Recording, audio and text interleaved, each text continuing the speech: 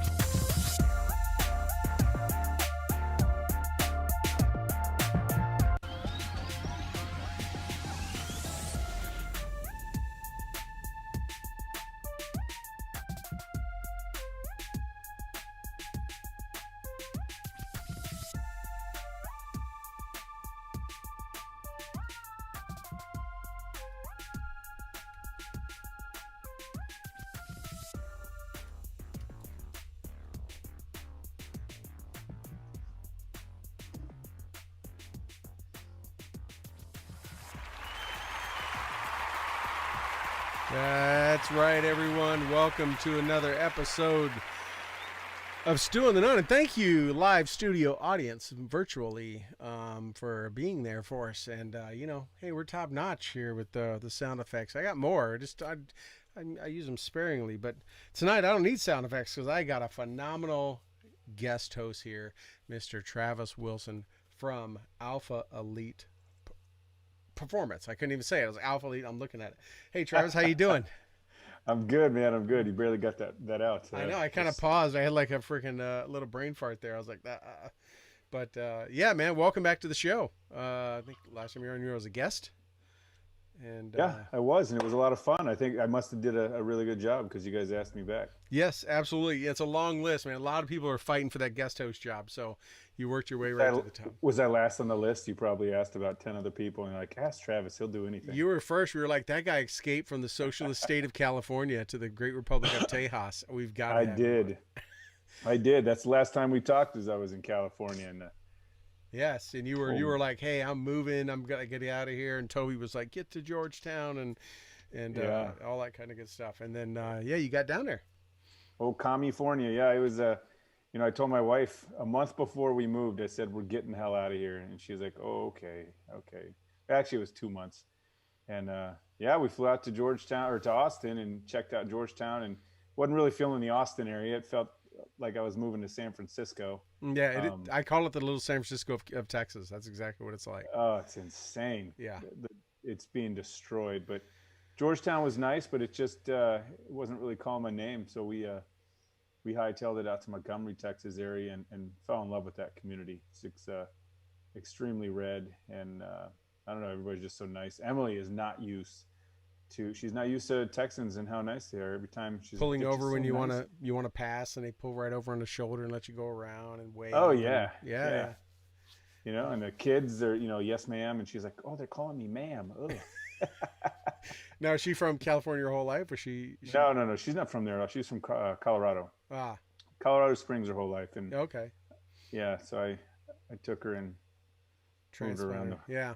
Well, Texas, Colorado's a friendly place too, but Texas is unique in the fact that, yes, they, yes, ma'am, no, ma'am, and people are kind and hold the door open for you, and there's still chivalry and respect and all those good things. Absolutely. Yeah. Yep. I see you flag shop at the same place I do. I see mine back there, but I see you've. It's I don't know where I got that. I've got so much crap from moving that needs to go somewhere, and it will as soon as we get our facility up and running. You never know how much you have till you move, and then you're just like pulling stuff out. Like, why do we still have this? What is this doing here? Oh, and then the amount of shit we accumulated since we moved here. We went from a small little socialist type house in California that cost me $4,500 a month to a massive house, half the price, with a pool on the lake. Yeah, for half the price, a mansion probably compared. Yeah, to that. Yeah, it's quite large, and Yeah, and so we've been having to fill a bunch of rooms and stuff and You have things to go like that. So buy more crap to fill it up with more stuff, furniture and all that kind of stuff. and we have, yeah, Yeah, we've been hemorrhaging money since we got here. So, yeah. Well, but it's been good, man. It's been great for sanity. I'll tell you yeah. that. Texas is awesome for sanity, and I've kind of, you know, asked my friends to come out and just to visit, just to check it out. And one guy from LA who runs a podcast, The Deviant Gentleman, he came out and visited, and he bought a house. He's moving out here. He'll be out here first of the year. So he's packing his whole podcast up, The Deviant Gentleman, out of LA and bringing it here. And his co-host is Tommy Vext from Bad Wolves, the group that redid the Cranberry song. Yeah, So, yeah, absolutely. No, I mean one of it is just you hit on it, the housing, right? They see like, what can I get for this? It's like yeah, it's like, I can live like a king for like say half the cost and have this gorgeous place and have space, maybe some acreage and everything else, right? and if you're 100% disabled veteran too, I don't understand why you wouldn't want to move here, because you get 100 or you get free property tax. Yeah. If you're 100% disabled veteran, that's what's also really great about this state is how they treat their veterans. Yeah. And and they go above and beyond and jump through hoops. It's been wonderful. I mean, it's been great. So I remember California used to, you can tell me if it still did, if you had any disability rating, I thought any, or maybe it was 30 or something in California, your kids could go to any state university free. I remember it used to be that. That is true in California. Yes. Yeah. Which I was like, wow, California does that. Yeah. I mean, Yeah. I'm in the socialist state of New York, which is, pretty much the California of the East. And it's the same thing, right? People are moving out of here in droves. And I mean, I just saw a report yesterday that Kimber, my favorite, I'm a Kimber guy, right? I love my Kimbers. Made in Yonkers, New York, are shutting down and moving to Troy, Alabama, which I thought, Oh, wow. great city, great name city. So they're moving their headquarters, and Kimber's been here forever. And I mean, they make top quality pistols and rifles now too. And that they're going to leave some manufacturing here, but they said they're done with the SAFE Act, they're done with Como, and they're the car left here. I mean, there's a number of gun manufacturers that were in New York that have all pulling out, and Kimber's the next one. They're going south. You see people that are leaving California, right? That are a lot of famous people have left California going to Texas. Yeah, absolutely. Yep. Yeah. And Joe Rogan, who just moved out here, and quite a few. Wasn't Elon Musk talking about moving out to Texas? I thought he's moving a division out here. I think they're going to build the truck out here, I believe. Yeah. And no, so I mean, it's there's something. I used to live in Texas when I was stationed down there at Fort Hood, and I loved it. And when I was younger, single soldier and all that, I loved Austin. I always said, I'm going to come back to Texas. I want to live in Austin, right? Because it was the party. That's yeah. I was in 19, 20, and it was like we were on 6th Street, and I was like, what's an awesome place. But now that I've gotten older and I realize things, I'm like, nah, I'll live anywhere but Austin in Texas. I like Fort Worth, actually. I'm a big fan of Fort Worth.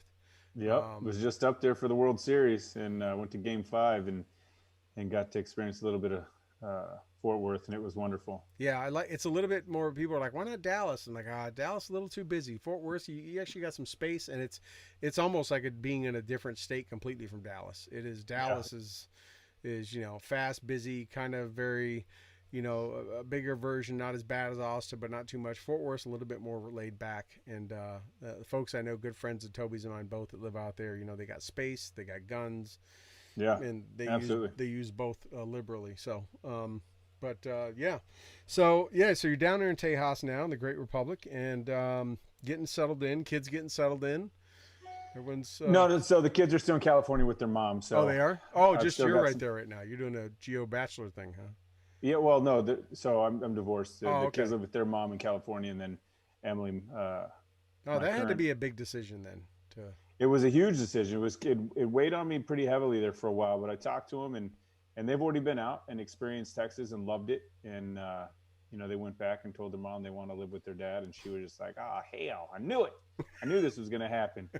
And but they have a little sister there that needs them, and so as they get older, we'll figure it out later on. But we're going to make it work. They're coming back out here in a couple weeks, and they'll be out here every month. And so good. Yeah, good. And we'll go to Coronado, and it'll be nice to escape, not escape Texas, but it's a little chilly right now, and in Coronado, if you've ever been there, has perfect weather year round. Yes. And so we've got a lot of friends there, so we'll go there That's and San enjoy some of that Diego-ish kind of weather that just never changes. It stays in the 70s. Yeah. 12 months out of the year. Yeah. Yeah. I was, I'm up here in New York and Buffalo area, and, my company's out of Austin, and I was talking the other day, and I looked at the weather. I'm like, it's 45 there. It's 48 in Buffalo. You're colder in Austin than we are here. I'm like, something is backwards, It's 2020, man. It's That's right. That's it. When it's just crazy. Central Texas is colder than Buffalo, New York. But no. So how's Alpha Elite Performance doing? I know you had a big sale. I even jumped on some of that. You were moving. You're like, hey, you got to get rid of some product. How are things going? What's changed with the company since we last talked to you? Anything along those lines? We've added a sleep aid. Well, first, moving it to Texas was. It took some work just because we did have a lot of products. So we did have a sale and dumped a lot of stuff while adding another product which is the GB&T Sleep. It's a pretty badass sleep aid that gets you to REM sleep, and that's where all your recovery and healing comes from. But as far as the business is going, I'm currently my house is packed. My garage is packed of product because the facility that we are going to be leasing isn't available until January 1st, which wasn't the case when we decided to get it the first, just to get it. But so I'm working out of my house right now, and it sucks. And there's got 4 employees, 2 of which are remote where they live because they do all our web stuff and emailing and all that stuff. But we're growing. It is the slow time of the year, though, because it is the fall. Not too many people work out.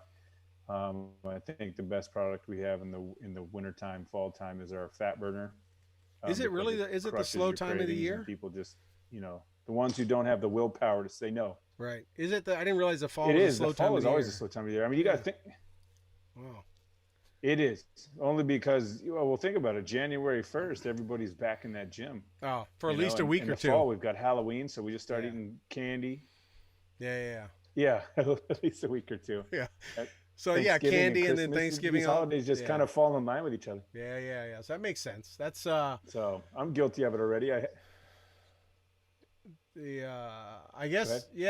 I mean, so summertime is always good, right? People are wanting to have a, summertime body, and they're doing that, trying to get some gains and that kind of stuff. And I didn't know if the fall, if it kept up because of, sports. And I mean, I don't know how much, older teenagers you have buying and doing that kind of stuff. If they're, trying to build body mass and that kind of thing, or if they're trying to get ready for football. Well, teenagers, I hope none. I've never been a proponent to teenagers using supplements. Just because their body's still developing, especially in the males, their testicles are still growing. They're not really fully developed until about the age of 23. Believe it or not. So, so the youngsters, I'm just like, nah, you don't need to deal with this shit. Just eat big to get big, and throw a little creatine in there every now and then. Drink your milk like Mama tells you, and all that good stuff, and eat lots of protein, chicken and stuff. So. So the kind of slow time of the year, you got a garage full of product, so you handle all the shipping and mailing, and they send you the orders, and you're just handling all that yourself. Yep, pretty much. Yeah, just my wife and I right now. We had a gal come out who worked for us there in California. She's already come out to visit, and she'll be making her way out here as well. She fell in love with Texas pretty too? soon, so we'll have our. She did. She liked it a lot. But big plans for Alpha Elite Performance once we get into that facility. My makers have allowed me not to purchase as much as I'm supposed to purchase each time. Normally I'm supposed to buy 500 of a product at a time.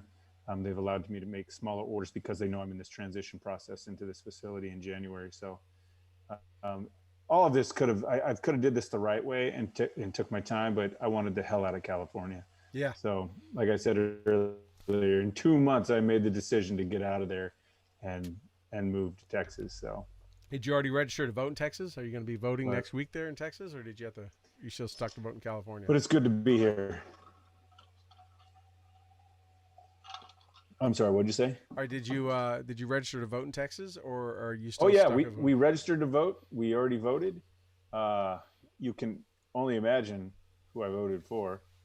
Uh, and then we got our driver's license already, and yeah, we got our tags Shed on in our California as fast as you can, right? Just do want yeah. nothing to. Just bought a brand new F-250. You know. You're fitting right in. There you go. Yeah. That's Yeah. it. Absolutely. The So good. The no, yeah, we just I voted. My wife and I voted yesterday because we're going to be out of state next week when voting happens. And so, New York this year opened up early voting. They don't do the mail. They did early voting because of the pandemic, and it worked out good. I'd rather do that than absentee.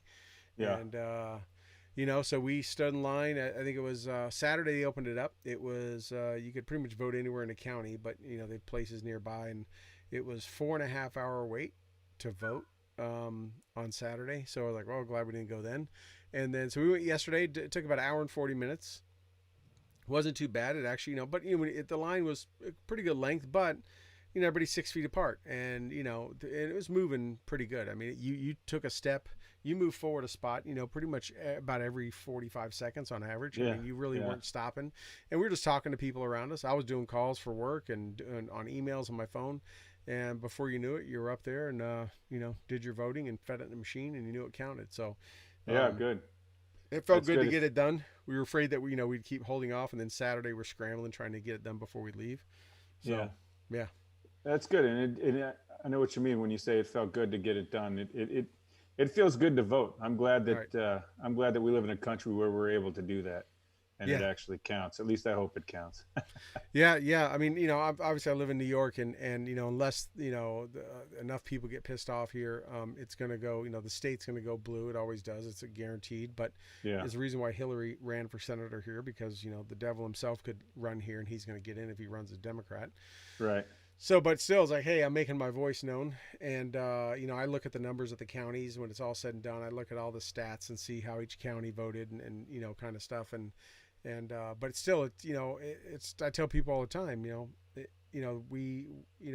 people for example, Iraqis, they stood in lines too. They walked for miles through IED laden roads so they could stick their finger in ink, right? That's how important. And people die all over this globe for the ability, or to fight for the ability just to be able to vote. Some of them never get the chance.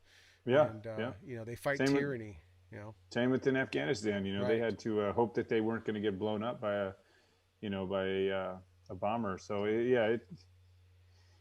it's craziness, and a lot of people take it for granted. A lot of people don't vote, which blows my mind. I think this year it's going to definitely blow the number. I mean, that was another reason I like the early voting. I think I could really see Tuesday being being jammed up. Like people, like the end of the day, whatever polls are going to close in those areas, right, 8 o'clock, 9 o'clock at night, that they're going to have to keep them open, because the number of people, first-time registered voters, is through the roof and breaking records across the country. And these aren't like people turning 18. These are people in their 30s and 40s that have never voted, that are signing up to vote for the first time ever. Right. Yeah. I'm sure you've been like me. Every time I've looked at the percentage of people that vote, I'm always like, why is it 20-something, 30-something percent that the rest of the country really does? And this was even in 2016, and every election is important, but it's like, how do you not go vote? And the numbers are always dismal, and I'm like, if everyone went out and voted, every election would have been probably different.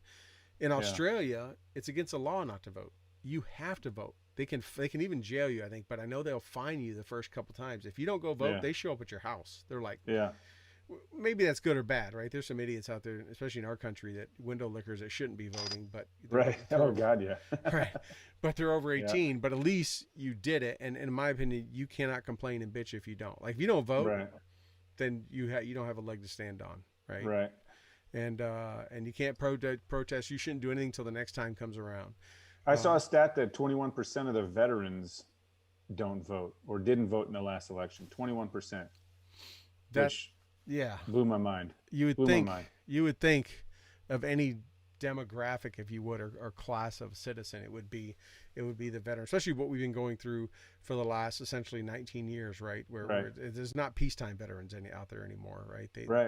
They know what what it looks like to live under tyranny or live under dictatorship and not get that ability. What's funny is that I voted here in Texas, obviously, and as I was leaving, I saw a truck that had Special Forces tags, and I'm a retired Green Beret Right. for those listening that don't know. Um, and I saw a truck that had Special Forces decals, Green Beret, Special Forces Association. I mean, he was a proud Green Beret that put it all over. He put his ERB all over the back of his Yeah, he window. did. 2-1, So, 2-1 on the back window. so I went looking for the guy, thinking, and well, here was the kicker: is that also in the back window was a Joe Biden, not sticker, but one of those yard signs. Right. And as I was walking out, I remember seeing like a hunter Green Beret shirt on a guy sitting at the Biden desk. And granted, it's Texas, it's Montgomery County, it's extremely red. So everywhere around, there's nothing but, Trump supporters and all the people running in those red seats. And then this Green Beret sitting there at the Joe Biden tent or pop-up thing or whatever it was. And, I being a Green Beret, I went over there and I introduced myself. But it was still awkward because this gentleman knew, probably just by talking to me and looking at me that, he knew who I voted for. And then I could tell you don't see too many Green Berets like that anymore. No. You don't think he was stolen valor? You think he was legit? Long tabber? No, he was legit. Yeah. Cause he was part of the Special Forces Association down south of Houston. But I will say that he was a nice guy, nice gentleman. He just had different beliefs, and I didn't question him on that. But we made small talk and chit chat and talked about being Green Berets, and he never ever went to war as a Green Beret. I think he said he spent 6 years and got out, and now I think he just likes to tell everybody he's an old Green Beret from the late 70s. Yeah. So. Well, again, he served and did his time, and if you could have a civil discussion about it, that's what the First Amendment's about. And thank God we all have the ability to vote who we want to, and that kind of stuff. And but you're right, you don't see that too often. One thing I see, Travis, I've been talking about a lot in the last couple of weeks. I've had because of the show, and I'm on I'm on air every Thursday morning with a good friend Dave Bellavia, Medal of Honor recipient, on his show, and I was on with him this morning. And we're always talking about this coming up in this election, obviously. And one thing I keep telling everybody, because they're coming to me saying, what do you think? I'm really nervous. Do you think this can happen? I just keep telling people, look at 4 years ago. This is Groundhog Day all over again. 4 years ago, the October surprises, the polls saying there's no way Hillary's got it. It was in the bag. He should just quit. You're wasting, the people on the Hillary side saying anyone that was a Trump supporter going, you're just wasting your vote. Why are you don't even show up? You're throwing your vote away. Don't have a chance. And everyone was believing those polls, right? And every poll across the country was saying one thing. And you had all these, we started hearing about the Russia stuff and all that kind of stuff. And then look what happened. Mm-hmm. And back then I was sitting there going, and I'm not any kind of Nostradamus. I'm not I'm not a pollster or anything like that. I was just looking at it from a common sense perspective. And even then I'm looking at all these thousands of people that can't even get into a Trump rally. And I'm like, look at the 100 people at a Hillary rally. And I was just like, it doesn't lie. I mean, I was in two different, I was in a, alternate universe. It was like, that's great. You're saying all these people are going to vote for Hillary, but I'm like, there's tens of thousands of people showing up to going out of their way and doing everything they can. Yeah. I'm like, it just doesn't make sense. It's like I'm talking two different worlds. And then of course he wins, and I go, okay, what we were seeing was truly representative of what the American people, the electorate felt. And when I thought about it, I was like, yeah, how many people I remember in 16 that would come up to me. Even then there was no name called cancel culture, right? But people were going, they'd come up to me, especially in Austin, coworkers, and I'm like, hey, I'm going to vote for Trump. I'm like, cool, why are you whispering? And they'd be like, I'm not going to say anything around here, Yeah. And it was like the number of people that would never say it. They just wouldn't say it. And that cancel culture really existed. They didn't want to get harassed. They didn't want to get, people to say things to them. So they just stayed quiet and made their voice known in the voting booth. Dude, I see it again. I mean, absolutely. 6 mile long caravans in Utah. Yeah, well, how I know we are guaranteed, or Trump's guaranteed to win. I saw it today. Lil Wayne came out in support of Donald Trump. So we're shoo-in. 50 Cent did until his ex-girlfriend, shamed him into, I know. teaching him that he was really black or something. But no, you're right. He said he changed his mind only because he wanted to get that ass again. I don't know. I mean, it's Chelsea Handler, whatever. It's like, ugh. Yeah. But no. But it just, we see the same thing again, and people come to me still saying, I'm like, I don't know. I'm looking at 10 people in painted circles at a Biden rally, or better yet, in Phoenix, the first one after the VP debate. Kamala and Biden were there, and nobody showed up but the press. Yeah. And then you look at Trump doing 2, 3 a day, and people waiting in line for hours, 4-mile long lines, standing in line for 4 miles just to get in to see him and hear him talk. Which, if you watch him, he pretty much goes through the same stuff at each one. He spins it up. He kind of, you can tell he's going off the heart. He kind of adds more into it. But, you could watch him and know what he's going to say. People still stand in line for hours to watch him. Yeah. I was like, if that's a sign, those polls can say whatever they want. Everything to me is pointing that he is going to win, and may damn well win by a landslide. It may very well be a landslide. I actually had the honor of, spending half of a day or 3/4 of a day with Donald Trump in 2016 in Pueblo, Colorado. Mark Geist from Benghazi in the movie 13 Hours, he had hit me up and said, hey man, I want to introduce you to the president, blah, blah, blah. So we went down there and had special pass and all that. And I just stayed in the back room with Donald Trump and Secret Service and his people. And he is absolutely completely different when he is not in front of a camera at a rally. He goes to the rallies. I do believe that he knows that he's on television, and it's, he's, a TV guy and all that. And he knows how to light a crowd. He can read a room. Mm-hmm. And he knows who is there and what they want to hear. When we were in the back room with him, he was extremely presidential, very CEO, business, all the way, very polite, asked more about what I did as a soldier, as a Green Beret, my family, that sort of thing, and was generally interested in it. And then made time to go do this, newspaper interview, and then came back and sat down next to me, and we just shot the shit some more until, he had to go out on the stage. But now I expected that same Donald Trump that was talking to me to be the same one on stage, but then all hell, how he does when he turns it on. He turns it on, and the crowd went crazy for him. And I was just like, holy crap, is that the same guy I was just talking to?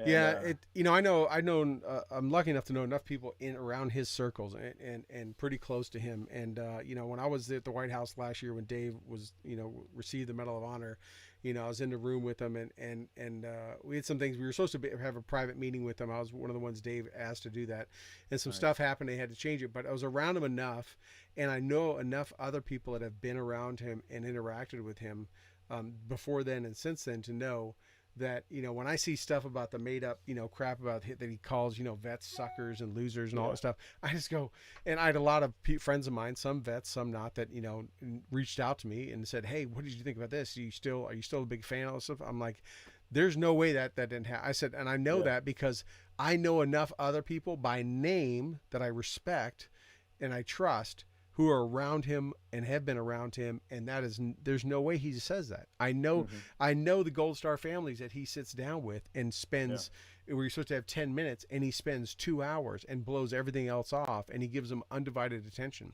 And enough of them have talked about it that he looks them in the eye, and he sits there and talks with them, and he listens emphatically, and he doesn't just like, hey, you got my attention and then I get rough. I'm like, that's not the same guy. And I know some of the details of private conversations he's had with vets, and then, and of course, trusted to keep that confident. And then I see him out there and I'm like, I know how that guy talks when he's with somebody one-on-one, and it's what you saw. It's a totally different person. It was great. It was wonderful. And, all the bullshit about calling him a racist and stuff like that, I can absolutely assure you, the man is not a racist, and I tell people he's the worst racist ever. If he's a racist, he's the worst one, because he's done everything but that. I mean, he's done for historical black college universities, Martin Luther King's home. I mean, a number of stuff. He's employed more women in his administration in senior positions too than any other president. I mean, he's just, it's like, but if you just listen to one side, or you listen to a number of sides and not really look at the facts, and you're just gonna, if you're only, it's like I tell people say, well, why do people believe that? I'm like, It's the same reason why we would say, how do the Afghans think we're going to do all these things and murder their family? Well, because they listen to those blue loudspeakers and those mullahs. They tell them over and over and over the Americans are going to do this. They have no other medium influence. They believe it. They don't know. And I'm like, and really, the Afghans and the Iraqis and all the others are no different than Americans who just listen to one bullhorn on a channel, and they hear it over and over, and they read it, and they hear it, and they just believe, oh, that must be gospel. That must be the truth. I'm not going to. Yeah, case in point, obviously, CNN, MSNBC, they've continually called our president a racist, and without any proof of backing that up. And in Coronado, California, just today on national news, the city in which I moved from, and I could probably tell you who the hell is doing it, but they're going around putting at night very nicely made signs that say "racist lives here." That looks like a Donald Trump sign, like a MAGA, like Right. Make America Great or whatever. Yeah, and they're sticking them on the lawns of people in the middle of the night, and these people are waking up to it who support Donald Trump, and it's that kind of hate that I wouldn't say it scares me, but it scares a lot of people because it's unfounded and disgusting. But man, I wish I could catch one of them son of a bitches. Jesus. Yeah, that's why it's good to have cameras on the outside of your house. Do you think but that this drives... guy's doing his homework though? This guy's doing his homework, but Right. because people do have cameras, and they're like, he was just outside, or whoever's doing it is just outside the cameras. So maybe they can go back and look and see who's been passing by multiple times at the houses that. You know what I saw the other day in my neighborhood? It's the only one I've seen. Same, sign out front, like with the two lay. I mean, it looks like a for sale sign from a realtor, like straight up professional sign, black and white, all professionally done. This says Jeffrey Epstein did not kill himself. I'm like, who came up? Who had that made? Who spent the money? And then where do you find that? And I'm like, and then you say, I want one to put in my front yard. Like he had a Trump sign up in his window, but this is out at the edge of the street, like his house was for sale. It said Jeffrey Epstein did not kill himself. And I'm like, you were pretty passionate about that. Like you're not going to let that one fall off the news cycle.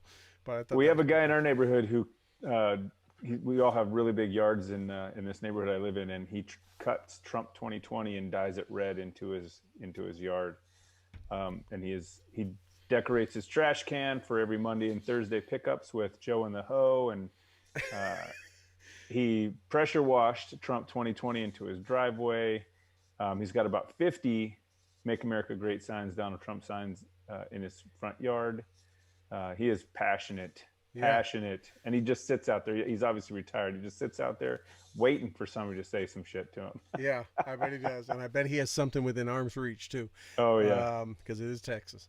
It's amazing that passion. Right? I've seen Biden signs. I'll put it this way: I've seen more Biden signs than I ever saw Hillary signs 4 years ago.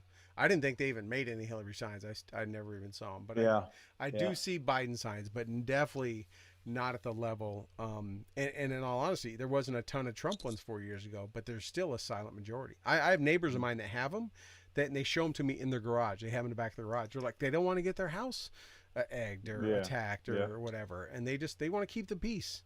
They don't want to sit there and cause an uproar. They just want to go vote and just let the chips fall where they may. And it's great. I mean, really, you put a sign out? You're just telling everyone, hey, people know where you stand. It's not like someone's going to drive down the street and go, Troy likes Trump. I guess I'll vote for Trump. I mean, their mind's made, right? But you're just you're showing your support. And but I definitely have seen more. I drove to Ohio a few weeks ago and from Buffalo, and it was just backcountry and Amish country. When you see Amish people with Trump signs, like I didn't know Amish people voted. Like they got to ride a wagon and a horse and go to the voting place. I've never seen Amish people like anything political. I really didn't know if they even voted. Maybe it's against a religion. There's Trump signs everywhere in Amish country. And I saw Biden signs only in inner city Columbus, Georgia, downtown Columbus. It was the only time that I saw driving all the way there, driving back. But boy, there are Trump signs everywhere. And I'm like, that's Ohio, which is a key state, right? Everyone's pretty much, they talk about Ohio a lot. I'm thinking it's a battleground state for sure. Yeah. So I'm just like, I don't know. We'll see. I got family in Ohio, and they believe that Ohio is going to win by a landslide as well. And same with Pennsylvania, not a landslide, but they think Pennsylvania is going to take it as well. But because of exactly what you said, it's a silent majority that aren't going to voice their opinion. I've got friends, and I'm proud that I turned some people. When I left California, I had a guy I'll say his name, Matt Davis, the dude, on social media said, just be happy that you were able to turn somebody. Because we used to get into arguments, about the left and the right. And then I don't know what happened. The dude saw the light, like a light switch flipped. And he was like, holy shit, you've been right all along, Travis. And now he's more arrogant about it than I am. I'm like, okay, you got to tone it down a little bit, pal. All right. Getting Trump 2020 tattooed across his back and stuff. Yeah. Oh yeah. But I got people that, in Coronado, they're like, Travis, I agree with everything you're saying. And I wished I could say it, but I can't. And, right. But, I'm going to vote for Donald Trump and God forbid if I can just get the hell out of Coronado, but my business is here and blah, blah, blah, but so. There are people talking about that there's a chance that he may flip New York red, Wisconsin, Nevada, North Carolina. I mean, and I looked at it, I was like, wow, flipping New York red, that would be phenomenal because that's the first step in getting rid of Cuomo. But I was like, that could happen, right? Because I told you, I look at the counties, I look at the breakdown of the votes every time, and afterward they gather all the data, and you can take a majority of upstate New York, the counties in upstate New York, and they don't even equal up to almost one borough, right? Queens or Brooklyn or any of that stuff. Yeah. But you know what? New Yorkers are really pissed with Cuomo and de Blasio. And they tie all that together. I mean, the other day they had that. I don't know if you saw in New York City, right? They had the Jews for Trump parade. Right? Yeah. I thought it was like a bad thing to call them Jews. I know when I've said it, people are like, "You should call them Jewish. Don't call them Jews." I'm like, I didn't know that was a bad thing anymore. But they called it a Jews for Trump parade, and they were not hiding it. I mean, it was right down. They were getting attacked and everything. They didn't care. And the way Cuomo and de Blasio have treated him and stuff with all this pandemic, I haven't went back and added up the numbers, but like if they flip one borough of New York City red, that could be enough to flip this state. If they flip two, it's guaranteed. If they flip Queens and Brooklyn, for example, or the Bronx, it would probably be Brooklyn, they could flip this entire state red. That would turn this country on. I mean, that would put shockwaves to the Democratic Party because this is a guaranteed blue bastion here.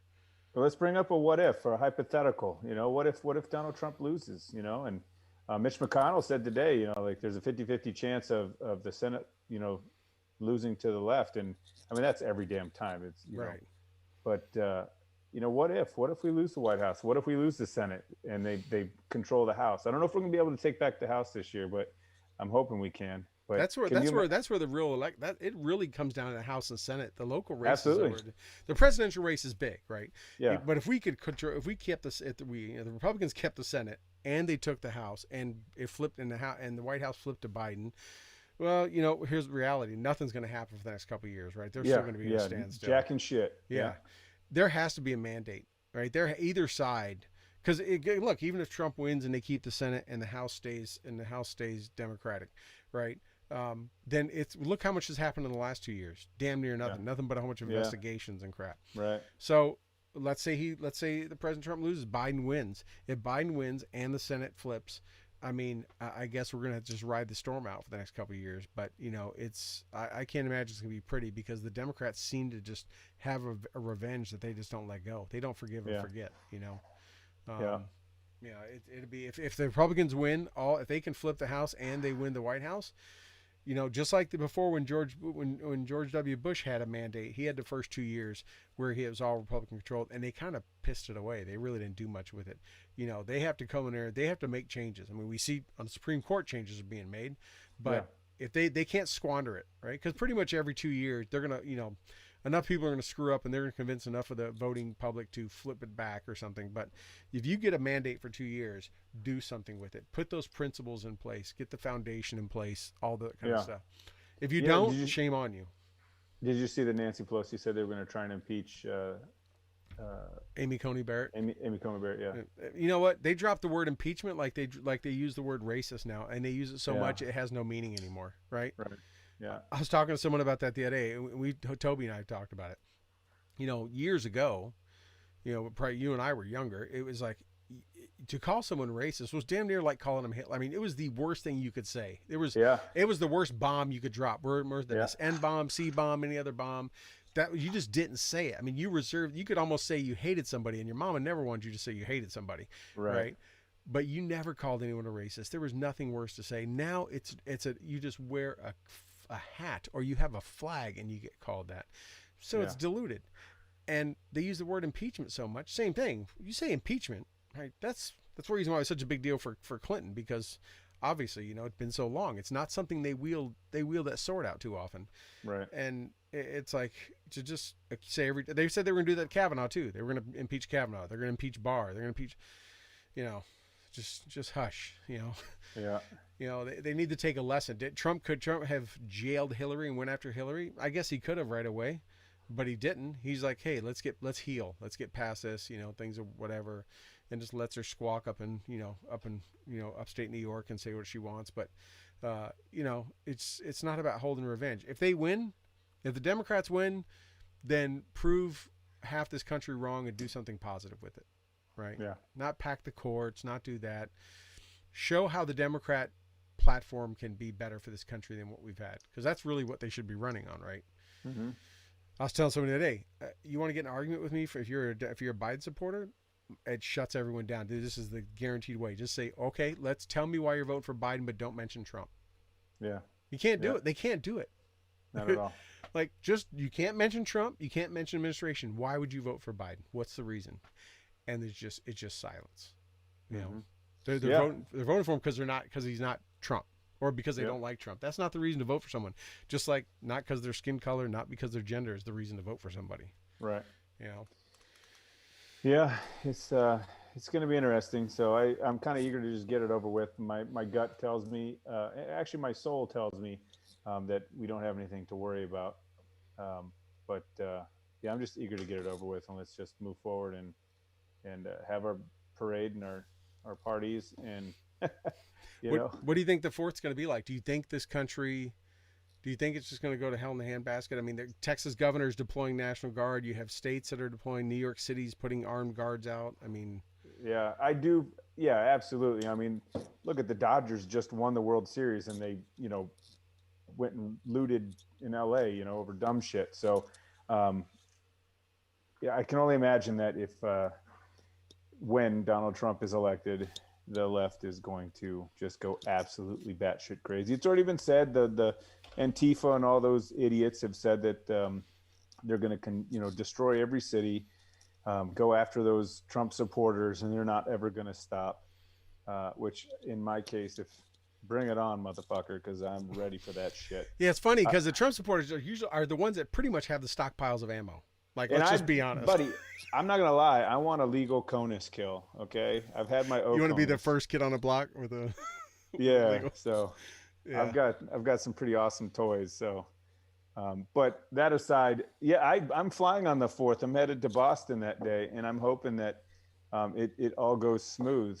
And I hope nobody's out there being idiots, but there's going to be. And... calling out the National Guard, I think, is a smart thing to do. Just obviously, look what's going on in Portland and if it preserves life and property, yes, it absolutely should. And if absolutely, look, Texas is not immune. We saw that a couple years ago in Dallas. 5 officers killed and everything else, and but no, it's. What I've been looking at, what my opinion is, and it's purely mine, is and nothing really based on anything but guessing, is that there won't be if Trump wins by a landslide. Right. If it's close and all this collusion and ballots and this kind of stuff goes back and forth and this shit gets dragged out in the courts, it's just going to be, I think it's going to be bad. And if Biden wins, like you just mentioned, LA winning the World Series, and that's why I said Biden wins is going to be riots. People are like, you think so? Do you think the Republicans will come out and riot? I'm like, no. What does everyone do when your team wins a championship? They go out and burn the freaking city down to celebrate. I'm like, and right now you have people that are going out that are protesting peacefully, and other people are hijacking those efforts to protest and steal and just cause mayhem. They don't give a damn about someone being killed by police. They're just out there. Yeah. You can see that because the people who are doing it are all mostly young 20-something white people. Right. They don't care about somebody getting killed, black guy getting killed by the cops. No, not at all. And what's crazy about progressives and the leftists, I don't even like to say liberals or Democrats. I like to say the leftists. They're the biggest concern, the biggest problem. But they're going to continue to riot and do that sort of bullshit, even if Joe Biden gets elected, because he is not he's more moderate. He isn't as left as they would like for him to be. And AOC and her little squad have already said that they are going to push and try and sway. And um, so I see people continue to do more of that socialist leftist bullshit because Joe Biden isn't exactly who they want. Yeah. Um, I mean, a lot of the isn't it crazy sad they Bernies. think that he can? This guy that's been in office for 47 years, someone like AOC hasn't been alive that long. Thinks she's that manipulative, or he's that manipulable that they can just push him around, like Right. support the Green New Deal. I mean, what does that say about what they think he's capable or not capable of? Yeah. Or This morning, didn't he just announce himself as his wife's name and then his wife as his name? Or it was some weird bullshit in Florida today. He said, "My name's," I thought he said Patricia, and that was his first wife, I believe. I have to watch. If anyone knows, Tucker will know. I'll be on his show tonight. Yeah, yeah. I I mean, could have yesterday sworn. the other day he was Kamala's running mate, and Yep. Yeah. Which, and in all actuality, I kind of feel that's true.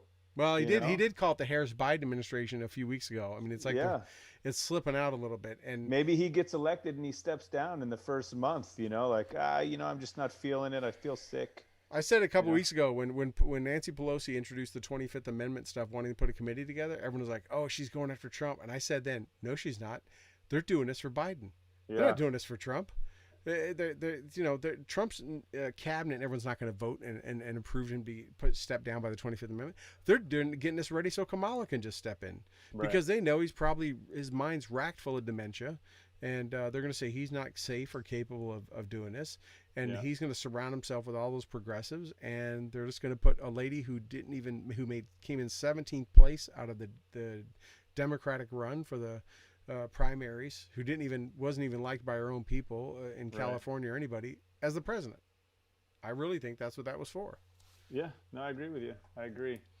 God, I'm not gonna lie. I'd probably go riot in the streets if that bitch ever became president. I mean, Yeah, I mean, so it, when you say what happens if Trump loses, I mean that could be a damn near strong possibility in the next 6 months, right? yeah, absolutely. But also, I wonder, and I don't want to see this because it would mean he lost. But if Trump did lose, what would he do from November 4th to January 20th? Something tells me he would just freaking clean house and wreak havoc, like Yeah. not give Yeah. a crap, you know. Yeah.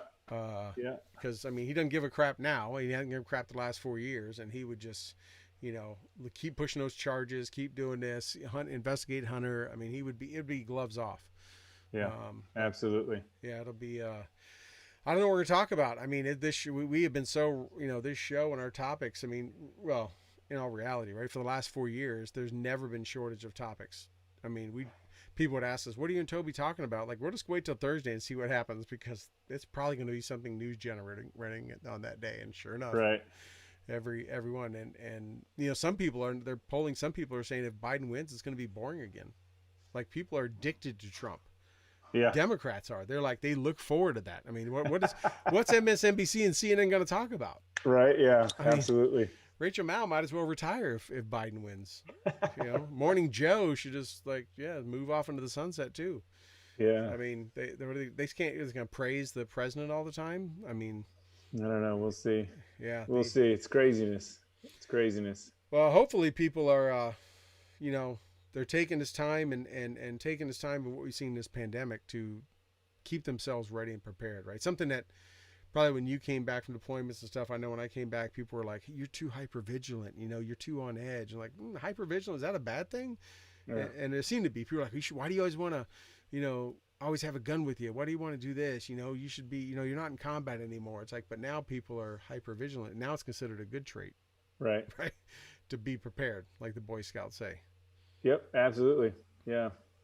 I've Yeah. just always felt comfortable, having my weapon with me. And so anyway, Dude, I don't don't. know. I fly all the time. I got millions of miles, and I'd still rather have a parachute with me, even in a Delta 757. Right. At least I know Yeah, I can depart, and at least I get Yeah. close to 130 knots. I'll try to get out, but Right. Yeah. it's it's just something comfort, and same thing. Why do you need it? Why do you always want to have a gun? Why do you have a fire extinguisher? Like, Yeah. I hope I never need it, But Yeah, but absolutely. but a Dodge truck could be parked next to me, and I may have to put the fire out because those things just seem to catch on fire sometimes, along with Teslas. But, Yeah, right. yeah, That's awesome. we got a few comments, and Rob, our unpaid producers, talking about your toys are legal. Good thing you're in Texas now, right? Because all those toys, you don't have to worry about modifying them or doing any of that Yeah, kind of stuff. I won't say what I have, but I'm well, sure no, it's fun. I'm sure it's I'm not fun. gonna. I've got a 203. Uh, Nice. yeah, so I'll spend some money and get some pretty badass toys. I got some things in mind that I want to purchase because I'm buying a side by side Polaris Ranger, and I want to put a Mod Deuce up top. I was gonna And say, could you put a Mark 19 on an F-250? Is that a little mod done up there? A little pimp my ride on the that would be kind of cool. put a hatch in there. Yeah. The So Yeah, it's you're definitely down in the state for it. Even probably not too difficult to get a Class 3 license, and yeah, you have suppressors. You can all that stuff you couldn't have in California. All the mags you want. yeah, all yeah. that good stuff. It's funny. I have people from California. They're like, females. People there on the island. They're just like, hey, can you get me a gun and drive it to California for me? I'll pay you for it. And I want this. I can't get it here, and So it's pretty funny. And you're like, that's not how this works. Yeah. I'm not going to jail for you. Yeah. I said, if you want that shit, go buy it in Arizona and take it back yourself. But yeah, you deal with the crossing the border there and all that. Yeah. It's funny. So what do you guys? So you got coming up? You guys are moving into the new facilities, hopefully in January. Got some new product coming out. Are you doing any collaborations with anybody? Are you planning anything down there to just kind of raise visibility? Well, November we are going to be doing GBNT, or Green Beret Nap Time Sleep Aid, which is phenomenal. It gets you to REM sleep. I think I mentioned earlier. It gets you to REM sleep, and it keeps you there. And you don't wake up groggy. But REM sleep is where all the healing and things like that happen. And a lot of special operations guys, or just military in general, or anybody, civilians, everybody's on these fucking phones and their computer, and they're just spun up when they go to bed and they can't fall asleep. First is education on how to fall asleep. But then the sleep aid will help you get to REM sleep and help you heal and recover. November with the Green Beret Foundation, because I still work with those guys, we are going to do 100% of the profits that we sell for the sleep aid will go to the Green Beret Foundation. That's awesome for the whole month of November. Yeah, for the whole month of November. Yep. So it's. I expect to see some emails on that. I get my daily influx of Alpha Elite Performance emails. So they got me on the list. Well, you should get some. I was just interviewed by the GBF recently, and I think it goes out today or tomorrow. I don't know if you sign up for their emails, but they send out a lot of good emails, and I'm featured in one of them. Nice. And I talk a little bit about, more so than just being a Green Beret and killing bad guys and shit like that. Matter of fact, I don't even think I mentioned that. It was interesting that the conversation started off like what it was like to be a Green Beret and things like that, but it really digressed into relationships and love and lives lost and transitioning, and how I handled a lot of that. But it talks. I've been married 3 times, and I'm not gonna lie. I'm still friends with my first wife. We were just young. Shit happened. Second wife, some shit went down and I bounced. But I got 2 amazing little boys out of it. But she and I are exactly where we need to be in our lives. And I kind of talk about that, with the constant deployments and being gone 9 months out of the year, and then having kids and not being there for her. And hopefully it helps. I hope Green Berets read it, because I talk about it. These guys want to jump into being a badass Green Beret, but then they want to go out and get that hot chick, and because it goes along with that tab on their shoulder and that green hat. But I've seen far more divorces and relationships end, and I'm not Dr. Ruth by any means, or some sort of or Dr. Phil, either one. You could be Dr. Phil, whatever it is. But man, if I could just help some of these guys out just a little bit, if they wanted to reach out and talk about that, I would do that. And that's where the article went. And it was pretty interesting that it went there. And so I'm kind of eager to see if I get a lot of bullshit from my buddies, like, you big pussy, what the fuck? You should have talked about killing bad guys and things Yeah, like but that. I'm glad you hit on a couple things. I want to peel that back a little bit. One, I mean, I don't know if you remember, right? I'm a son of. I was born at Fort Bragg, right? So my Yeah. dad was 22 years Special Forces. And my mom and my mom are still kicking it today, and they're still together of years and over 50 years. And and from the 60s and 70s and all that time, I mean, we didn't have the connectivity we have now, didn't have all that stuff, and it was, I think it was considered a rarity to have a couple, stay together, stay married through all that, multiple tours in Yeah. Nam, and back before Delta came out in the late 70s, the SF was the tip of the spear for everything. They were Yeah. the go-to. There was no one else, right? It was them or CIA, right? And so there was a lot of deployments. Growing up, my dad was gone all the time, and never knew where he was and stuff, and to stick with it, and that was kind of considered a rarity. And it takes a special husband, I believe, a wife, and a bond to live through that, right? And I don't think that's changed. I wouldn't say if anything, it may have gotten harder, but I don't think it's changed much from then to now. And the fact that there's still lots of deployments, they're over and over and over, but it's, what brought those people together. And sometimes it just doesn't work. Sometimes it that separation or the challenges you go through make it stronger. Maybe there's some, I know there's cases, I personally know of some where the relationship wasn't that strong, but that separation and what they had to go through brought them together. To the point that they were unbreakable. So I think that's key. And I'm it's awesome that you talked about that. And two, I want to hit on real quick is that, I wonder if you find it like I found it, and the fact that, and I've talked about this, I think before on the show, is when I was younger, I remember watching my knowing what my dad went through and seeing what he did. And he was the toughest guy I knew, growing up. And I saw him get a little bit more emotional as I got older. And I was like, that dude's he's been 3 tours in Nam. He's been all over. He's done some kick-ass stuff. Why would he get he doesn't get emotional. My dad didn't, he barked orders at me growing up. I mean, I was raised in a very military type household. But then as I got older, and what I really believe is in reflecting is when you see the things that we've seen in combat, when you've seen the horrors of war, the loss of innocent life, children and women and just innocent people, villagers or whatever, get maimed and murdered, it kind of, in my opinion, it puts the meaning of life is that much more to a veteran that has seen the horrors of war and what bodies are ripped apart and families are destroyed. And I think it makes us more emotional when we get older. I don't know if you found yourself. I mean, I get choked up sometimes at like wussy movies that are not that bad. I'm just like, man, I can't believe that's getting a lump in my throat. Yeah. Yeah. No, I talk about that in that in the article. Yeah, I don't really have an emotional governor now. I did some things as well, though, to heal a TBI. I had some stem cell treatments done that helped break the brain barrier with mannitol and heal lesions in the head. And I did the brain treatment center for 8 weeks and things like that. And yeah, as I get older, I find that I don't have the emotional governor that I did when I was younger. And I'm not able to suppress a lot of those emotions and feelings. So yeah, like, I talked to my ex, before I left, before I departed California, and I got emotional talking to her about her and the boys, and I think as you get older, there's that healing. Right. So it takes time to heal from a lot of the things that we saw and did. If I don't have any regrets, but I'm sure there are people that do have regrets, and it takes time for them to get over that and to forgive themselves if that's what they need to do.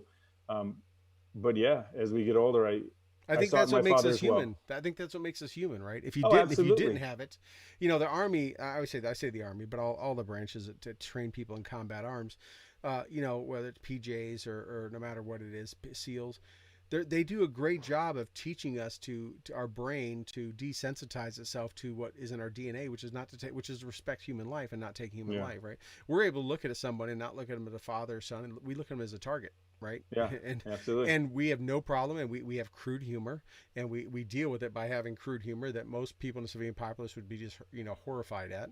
Right. But we all find funny and, it just deal with it. And we're able to flip that switch. Right. It's almost like they make us kind of bipolar. We flip that switch and say, no problem. I smoked that person. I called in that mission, whatever. It doesn't bother me one bit. I can sleep well at night. But at the same time, when we come back and we get in the peaceful and we raise our family and we get around stuff and maybe we watch Old Yeller or whatever, right? And we sit there, we're just like, I think we just have a greater respect for human life, and it means that much more to us. And I think sometimes that's those suppressed emotions we've had during that time when we should have had emotion, but we were trained not to. That it's like almost it gets a chance for that pressure to release. And I could be totally off the mark, but that's the way I feel. It's almost like all that shit we suppressed when we saw, bodies ripped apart from an IED or from a suicide bomber or get sniped or whatever, because we didn't have time to deal with it. We had to suppress the threat. We had to treat the wounded, evac people, do BDA, whatever it may be. Later on in life, when we're watching that movie, sometimes, man, when I'm watching a commercial, sometimes I'm like, geez, what am I getting like choked up about? It's a freaking commercial. I'm not that bad, Jesus. Yeah. Well, some of the commercials, it's not. Well, unless there's dogs involved. Yeah, it's not a Nationwide insurance. Those are just funny, but it's not Flo from Progressive. But some of them are just some of them you get kind of like, that's sad.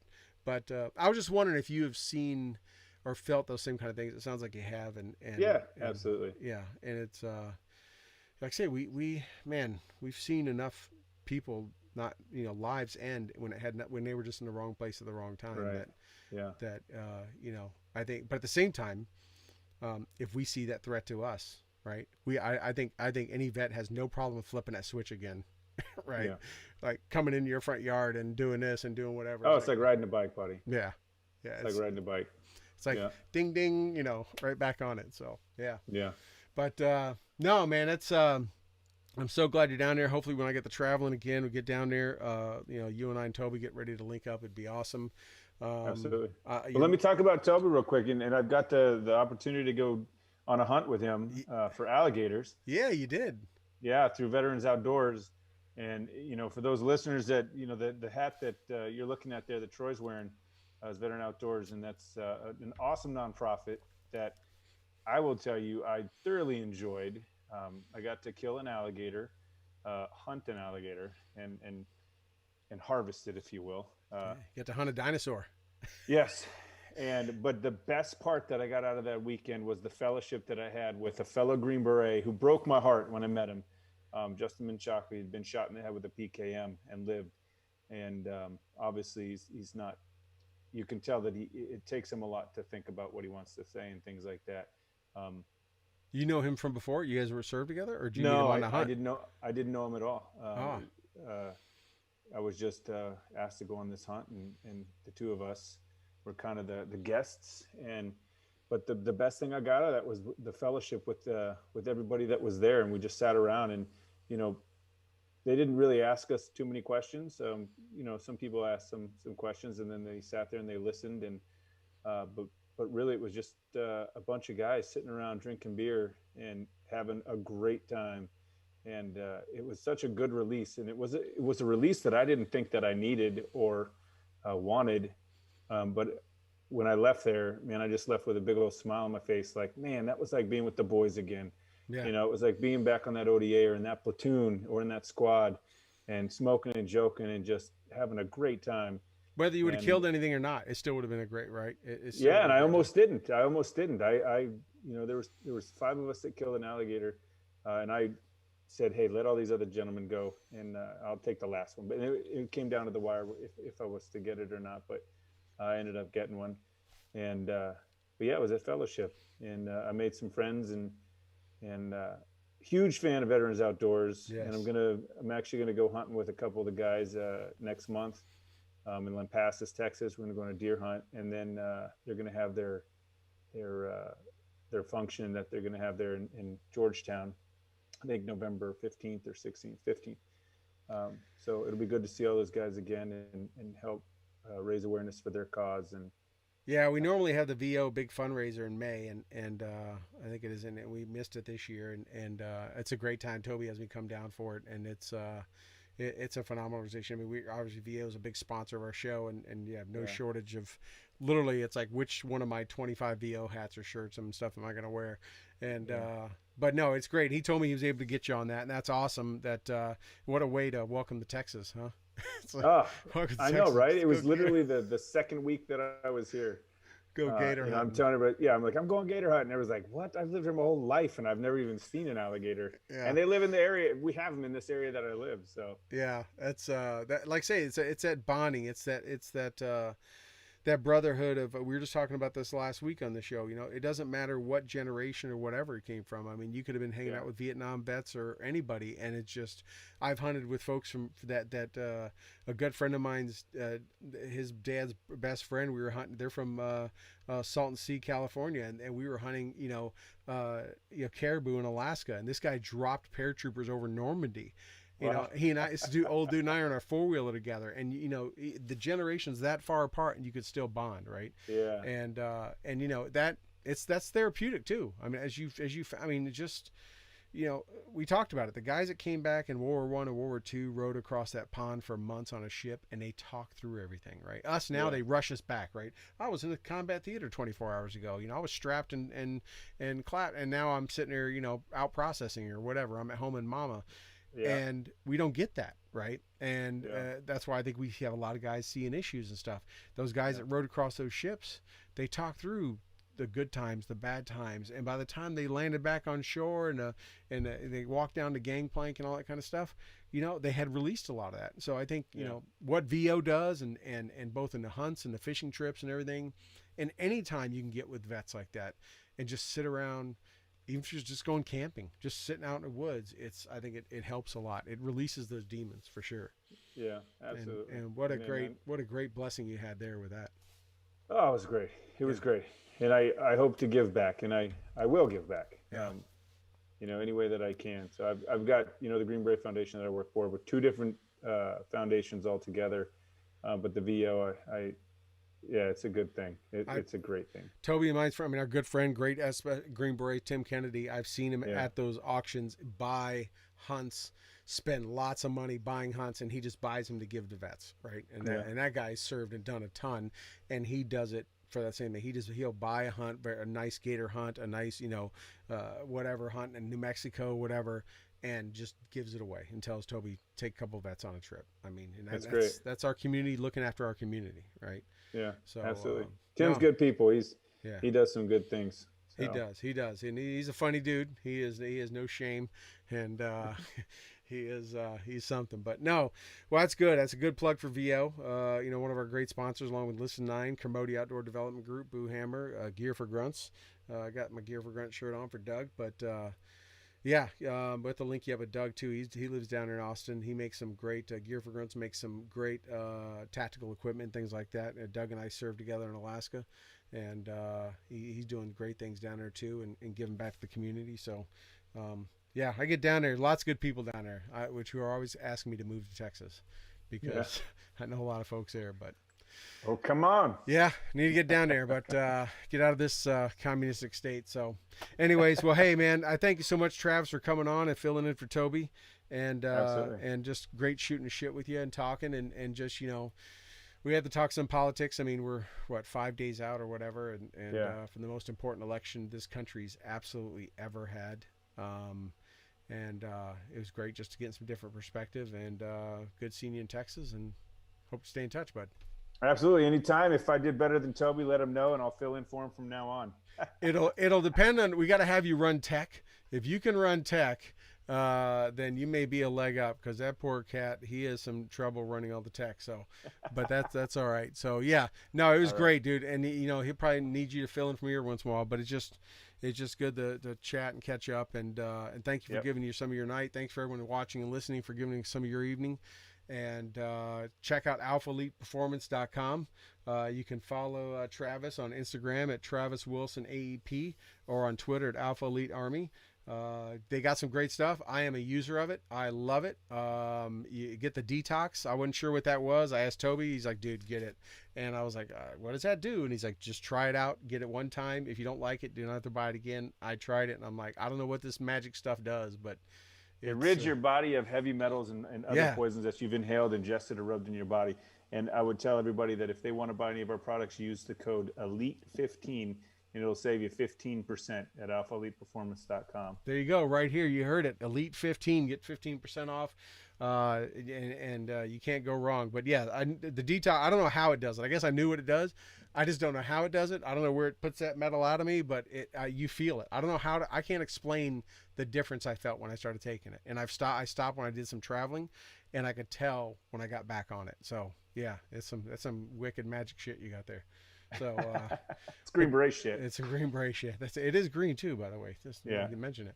But all right. Well, thank you everyone for tuning in. Thank you, Travis, and we will see you all here. I will not be here next week. Toby will.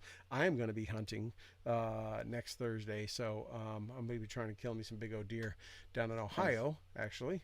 So tune in here next. Stu and the Nunn air 8 o'clock Thursday, 8 o'clock Eastern next week, and we will see all of you then.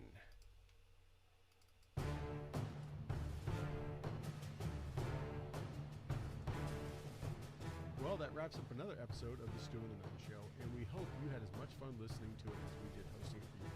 Don't forget to like our Facebook page and follow us on Twitter. You can find all these links at stewandthenunn.com. We will talk to you again next Thursday at 8 p.m. Eastern, 7 p.m. Central. Also, we'd like to thank our sponsors, Commodity Outdoors, Veteran Outdoors, Enlisted 9 Fight Company, Warrior Media Solutions, and BooHammer.com. Thank you again, and have a good